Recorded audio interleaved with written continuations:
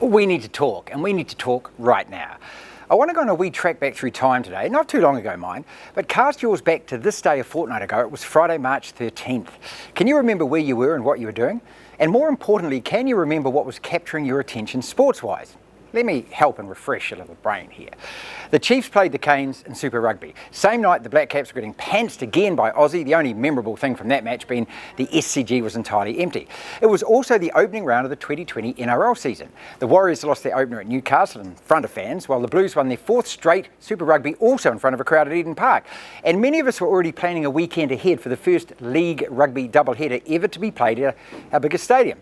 None of us really had a clue about what was pending. Yes, sport around the world was disappearing fast, but who actually thought so soon there'd be none? Like, none at all. Zero.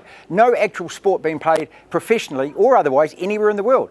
The landslide started in the US with the NBA, the first of their pro leagues to suspend indefinitely, swiftly followed by everything stateside, including college and high school sports. Down under here, the idea of everything also being immediately mothballed, it just didn't seem real. Then overnight, the Masters pulled the pin, then the Premier League, and then one by one, every major sporting comp on the planet followed suit. The situation was so fluid, I remember on air, we were literally providing new updates about every 15 minutes. By weekend's end, the only pro comps still being played anywhere on Earth were all in Australia. Early this week, they all got the axe, with even the dithering dodderers at the IOC finally and begrudgingly agreeing that a July 9 start date for their games now could never happen. And that, people, has been the last fortnight of sport.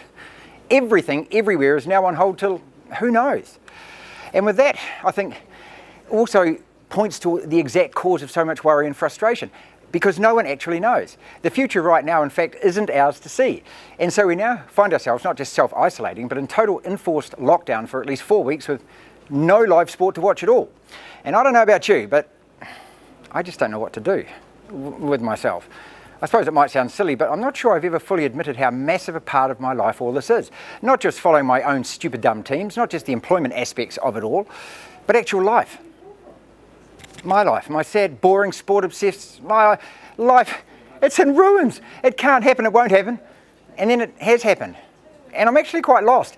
All that misplaced emotional investment, all that yelling at the TV, all that yelling at mates and mates and mates of mates. And it wasn't just one time, one day, one weekend. It was all the time, every day, every weekend. And now nothing. And again, I don't know about you, but it's left me with way too much time on my hands to think about things I'd normally never think about. Like, why are the most important things to me so globally unimportant the world can just make them stop? It's making me reflective and retrospective. Translated, even more boring than I ever was. Because I've started to think that maybe sport isn't what's lacking after all. Sadly, truthfully, maybe in fact it's me.